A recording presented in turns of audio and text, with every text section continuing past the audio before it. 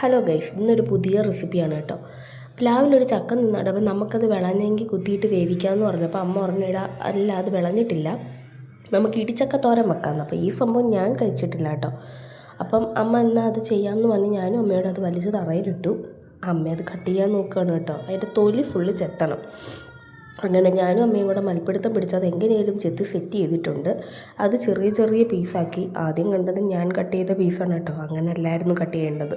പിന്നെ അത് ചെറിയ ചെറിയ പീസ് അമ്മ തന്നെ ആക്കിയിട്ടുണ്ട്. അങ്ങനെ ഉപ്പും മഞ്ഞപ്പൊടിയൊക്കെ ഇട്ട് അത് തിളപ്പിക്കാൻ വെച്ചു. അതിന് ശേഷം ഞങ്ങൾ അരപ്പിന് വേണ്ടിയിട്ട് അത് തിളയ്ക്കുമ്പോഴത്തേക്കൊന്ന് അരപ്പാക്കാമല്ലോ എന്ന് വെച്ചിട്ട് തേങ്ങ ഞാൻ കട്ട് ചെയ്ത് കൊടുത്തു. അങ്ങനെ അതിനകത്തേക്ക് അമ്മ നമ്മുടെ മഞ്ഞപ്പൊടിയും മുളക് പൊടിയും കുരുമുളകും നമ്മുടെ വെളുത്തുള്ളി എല്ലാം കൂടി ഇട്ട് നമ്മൾ അരപ്പാക്കിയിട്ടുണ്ട്. അങ്ങനെ ഞങ്ങൾ രണ്ടുപേരോട് ഈ ഇടിച്ചക്ക ഒന്ന് ഇടിച്ച് ചതയ്ക്കണമല്ലോ, അതിന് വേണ്ടി ഞങ്ങളൊന്ന് ഇടിച്ചാന്ന് നോക്കി. പക്ഷെ അത് ഇടിയുന്നുണ്ടായിരുന്നില്ല. അങ്ങനെ ആ ആയുധം അവിടെ മാറ്റി വെച്ച ശേഷം ഞങ്ങൾ ഞങ്ങളുടെ മിക്സി എടുത്തു. മിക്സിക്കകത്ത് വെച്ച് കുറേശ്ശെയായിട്ട് ഞങ്ങളത് അരച്ചെടുത്തു.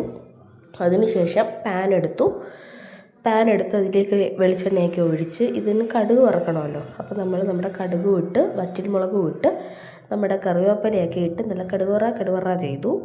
അതിന് ശേഷം അതൊന്ന് മൂത്ത് വന്നപ്പോഴത്തേക്ക് നമ്മൾ ഒന്നൊന്ന് ബ്രൗൺ ഷെയ്ഡ്, അത്രയങ്ങ് ബ്രൗൺ ആയില്ല, ജസ്റ്റ് ഒന്ന് മൂത്തപ്പോഴത്തേക്ക് ഇപ്പം അമ്മ അതിലേക്ക് കുറച്ച് ഉഴുന്നിടുന്നുണ്ട്. അത് എന്തിനാണ് ഇടുന്നതെന്ന് എനിക്കറിയത്തില്ല, ഞാനിത് ഉണ്ടാക്കിയിട്ടില്ലല്ലോ. അപ്പോൾ അമ്മ പറഞ്ഞു അത് കുറച്ചുകൂടെ കഴിക്കുമ്പം ഇങ്ങനെ ഉഴുന്ന് വറുത്തിട്ട് അത് കടിക്കുന്ന ഒരിത് വരുമല്ലോ. അങ്ങനെ അതൊക്കെ ഒന്ന് ആ അരപ്പൊക്കെ ഒന്ന് സെറ്റ് ചെയ്ത് അതൊന്ന് ബ്രൗൺ ഷെയ്ഡായി. അപ്പോഴത്തേക്ക് ഇടിച്ചക്കയും നമ്മുടെ അരച്ചു വെച്ച അരപ്പും കൂടെ അതിൽ തട്ടിയിട്ട് അടച്ചു വെച്ച് നന്നായിട്ട് വേവിച്ചു.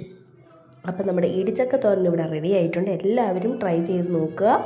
പുതിയ റെസിപ്പിയുമായി വരുന്നതായിരിക്കും. അതുവരേക്കും tata bye bye, see U.